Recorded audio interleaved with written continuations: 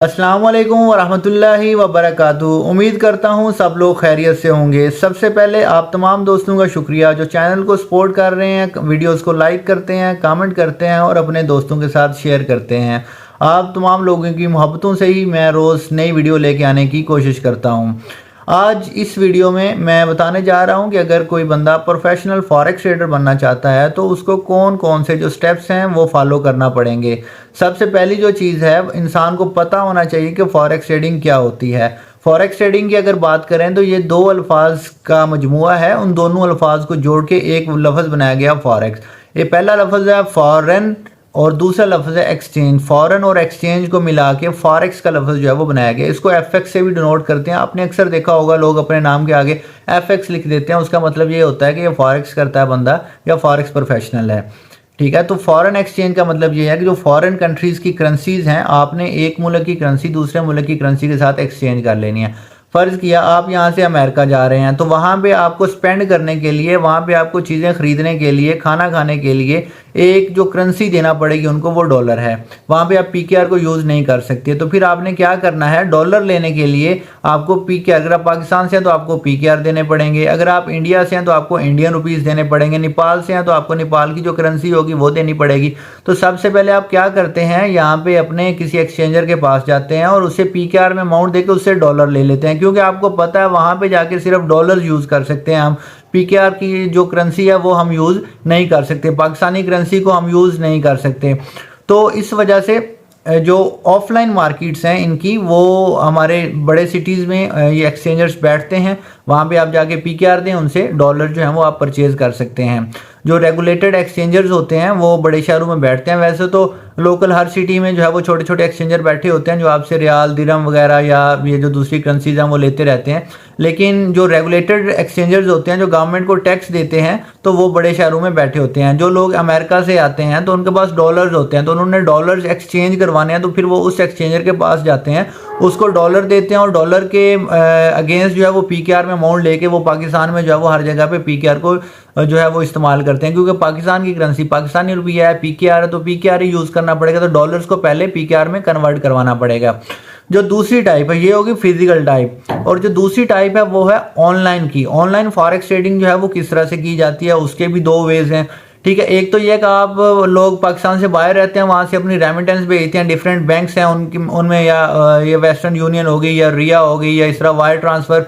ठीक है, तो इस तरह डिफरेंट एक्सचेंजेस हैं जो ऑनलाइन काम करती हैं। आप अमेरिका से या यूरोप से वो अमाउंट जो है उसमें भेज देते हैं और वो पैसे जो हैं वो यहाँ से बैंक में जाते हैं, आपके अकाउंट में ट्रांसफ़र कर दिए जाते हैं, या आप वहाँ से जाके उनको वो स्लिप दिखा के आप कैश ले सकते हैं। एक तो ये तरीकाकार है। दूसरा ये है कि डिजिटल मार्केट्स में या ऑनलाइन मार्केट्स में आप एक करेंसी के अगेंस्ट दूसरी करेंसी को ख़रीद सकते हैं या बेच सकते हैं। उसके लिए डिफरेंट ब्रोकर्स जो हैं वो यूज़ किए जाते हैं, डिफरेंट प्लेटफॉर्म यूज़ किए जाते हैं। जो सबसे बेहतरीन प्लेटफॉर्म यूज़ किए जा रहे हैं अभी के लिए वो मेटा ट्रेडर 4 और मेटा ट्रेडर 5 हैं जो अभी के लिए यूज़ किए जा रहे हैं। डिफरेंट ब्रोकर जो है वो मेटा ट्रेडर 4 और मेटा ट्रेडर 5 की जो है वो एक्सेस देते हैं। तो आप उसके लिए सबसे पहले आपने करना ये होता है कि आपने अपना अकाउंट क्रिएट करना होता है किसी ब्रोकर के साथ।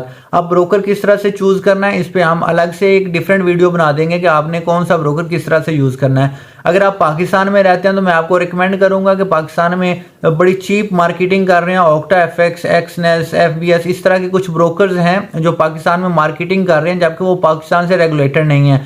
उनमें इन्वेस्टमेंट करने से पहले आपने 10 बार सोचना है कि कल को आप पे कोई मनी लॉन्ड्रिंग का या कोई इस तरह का केस बन सकता है। क्योंकि आपने जब इन्वेस्टमेंट करनी है तो अपने पैसे जो है वो उस ब्रोकर से किसी दूसरे पाकिस्तान से उस ब्रोकर में भेजने हैं। वो ब्रोकर पाकिस्तान से नहीं है, वो ब्रोकर पाकिस्तान से बाहर से है। तो वो जो पैसे आपसे ले रहा है वो भी किसी रेगुलेशन के तहत नहीं ले रहा, या वो किसी जो है वो ट्रस्टेड सिस्टम के तहत नहीं ले रहा। ठीक है, वो आपसे किसी सक्रिल, परफेक्ट मनी या कोई इस तरह करके, या फिर लोकल बैंक में वो किसी फेक अकाउंट्स में जो अमाउंट लेके तो वहाँ से फिर वो लेके जाते हैं। तो वो सारी चीज़ें जो है मनी लॉन्ड्रिंग के ज़मरे में आती हैं, जब वो पाकिस्तानी गवर्नमेंट की इजाज़त के बगैर हो रही होती हैं, तो जिस पे आप टैक्स नहीं दे रहे होते। इसलिए ऐसे ब्रोकर से आपने बचना है। तो आपने पाकिस्तान के जो लोकल ब्रोकरेज हाउस हैं, पाकिस्तान मर्केंटाइल एक्सचेंज के साथ जो ब्रोकरेज हाउस अटैच्ड हैं, उनके साथ आपने काम करना है। तो वहाँ पे सबसे पहला काम आपने ये करना है, वहाँ पे आपने अकाउंट ओपन कर लेना है। जब आपका अकाउंट ओपन हो जाएगा तो अकाउंट ओपन होने के बाद आपको मेटाट्रेडर 5 की या मेटाट्रेडर 4 की एक्सेस मिल जाएगी। वो डिपेंड करता है कि आप किस ब्रोकर के साथ काम कर रहे हैं। जब आपको एक्सेस मिल जाएगी, अगर पाकिस्तान से बाहर जो लोग देख रहे हैं तो वहाँ पे इन ब्रोकर्स के साथ आप काम कर सकते हैं, एक्सनेस के साथ, FBS के साथ, ऑक्टा के साथ, इनके साथ काम कर सकते हैं। लेकिन मैं पाकिस्तान में चूंकि इनके ऊपर रिस्ट्रिक्शंस आ चुकी हुई हैं तो इसलिए जो है वो मैं अपनी वीडियो में ये चीज़ मेंशन कर देता हूँ कि पाकिस्तान में इन ब्रोकर्स के साथ काम करना जो है वो लीगल नहीं है। तो इसलिए आपने क्या करना है, जब अकाउंट आपका बन जाएगा आपने अकाउंट में डिपॉजिट करना होगा।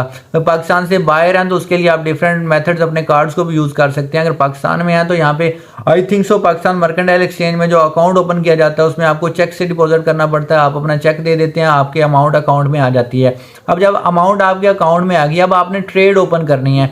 तो ट्रेड ओपन करने के लिए आपने अपना मेटाट्रेडर का जो प्लेटफॉर्म है उसको ओपन करना है। उसको ओपन करने के बाद उसके लिए हम छोटा सा शॉर्ट ट्यूटोरियल बना देंगे किस तरह से वो करना है। लेकिन जो मेन चीज़ यहाँ पे आती है वो ये है कि आपने कौन सी चीज़ बाय या सेल करनी है, ये मेन मसला होता है। बाकी सारी चीज़ें हो जाती हैं, आसान होती हैं।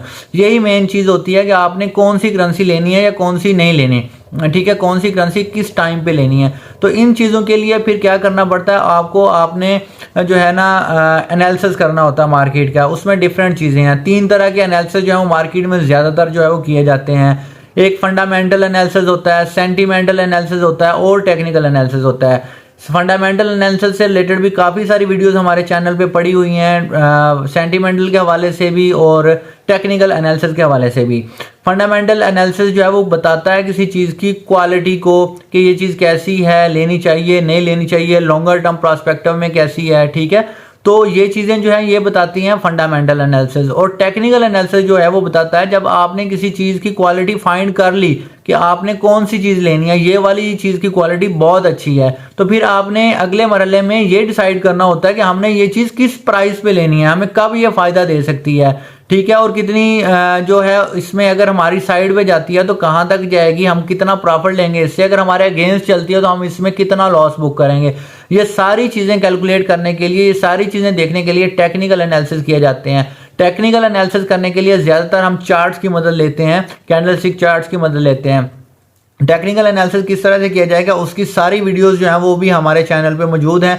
आप उन वीडियोस को भी देख सकते हैं कि मार्केट में वो जो चार्ट्स हैं उन चार्ट्स को किस तरह से आपने स्टडी करना है, कौन सा ट्रेंड किस तरह से फाइंड करना है, किस करेंसी को किस टाइम पे ट्रेड करना है और किस करेंसी में हमने बाय करना है या सेल करना है अपने फंडामेंटल एनालिसिस के साथ। इन सारी चीज़ों को जब आप कंबाइंड करते हैं, इन सारे प्रोसेस को जब आप कंबाइंड करते हैं तो फिर जाके आप एक फॉरेक्स ट्रेडर बनते हैं। तो उस दौरान आपकी सक्सेस मैटर करती है आपकी स्ट्रेटजी पे, ठीक है, कि आपकी स्ट्रेटजी कैसी है, आप कौन सी स्ट्रेटजी पे काम कर रहे हैं। डिफरेंट स्ट्रेटजीज हैं मार्केट के अंदर जिन पे काम किया जाता है। कुछ लोग जो हैं वो simple support and resistance base पे ट्रेड करते हैं कि ये जो मार्केट है वर्ल्ड के डॉलर की प्राइस है पाकिस्तानी रुपये के अगेंस्ट, ये 285 पे आएगा, फिर 285 से 290 पे जाएगा, फिर 285 पे आएगा, फिर 290 पे आएगा, फिर जब दोबारा 285 पे आएगा तो वो खरीद लेंगे, 290 पे जाएगा तो वो बेच देंगे। तो इस तरह से वो प्राइस को ध्यान में रखते हुए कि ये वाली प्राइस जो है यहाँ पे बार बार मार्केट आती है तो वो उस प्राइस से बाय कर लेते हैं, उससे ऊपर जब जाती है तो वो सेल कर देते हैं। जब उनको लग रहा होता है कि यहाँ से अब प्राइस जो है वो ऊपर नहीं जाने वाली तो फिर वो सेल कर देते हैं।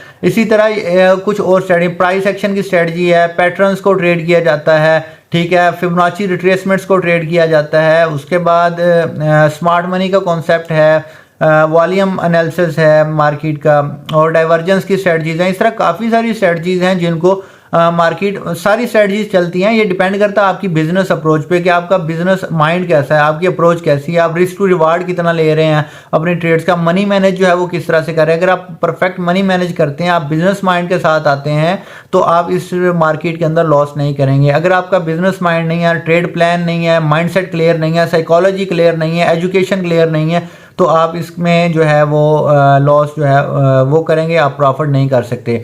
तो सबसे पहली चीज़ है आपने एजुकेट करना है अपने आप को, आपने एजुकेशन लेनी है। एजुकेशन लेने के लिए यूट्यूब दुनिया की सबसे बड़ी यूनिवर्सिटी है, यूट्यूब पे हर चीज़ का इल्म मौजूद है। अगर इसके अलावा पर्सनल मेंटरशिप लेना चाहते हैं तो वो आप हमसे कांटेक्ट कर सकते हैं। उसके जब आपकी प्रॉपर एजुकेशन होगी, माइंडसेट बन चुका होगा, साइकोलॉजी क्लियर होगी चीज़ों की, फिर आपने मार्केट में ट्रेडिंग करने के लिए आना है, ठीक है। इस दौरान आपको प्रॉफिट भी हो सकता है, इस दौरान आपको लॉस भी हो सकता है, रिस्की मार्केट्स होती हैं, ये चीज़ आपने जहन में रख के आना है।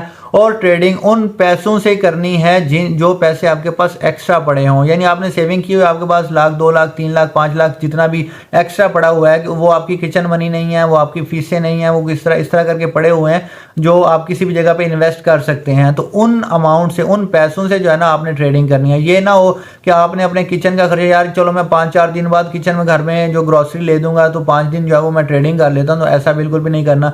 खुदा ना खास्ता वो लॉस हो गया तो फिर आपके लिए वो लॉस बेयर करना बहुत मुश्किल हो जाएगा। तो इस तरह आपने इन बातों का ख्याल रखना है। इसके अलावा अगर किसी का कोई क्वेश्चन होगा तो वो हमें इनबॉक्स में मैसेज कर दे, हमारा व्हाट्सएप नंबर मौजूद होता है वीडियो के नीचे, या फिर हमें जो है वो कमेंट करेगा तो हम कमेंट भी रीड करते हैं और कमेंट्स का रिप्लाई भी करते हैं। तो इस तरह से आप फॉरेक्स ट्रेडर जो हैं वो बन सकते हैं। आप तमाम लोगों की मोहब्बतों का शुक्रिया, आप लोग इतनी मोहब्बत देते हैं, प्यार करते हैं। इसी तरह हमारे चैनल को सब्सक्राइब करें, वीडियोस को लाइक करें और अपने दोस्तों के साथ शेयर करें। अपना ख्याल रखिएगा। अल्लाह हाफिज़।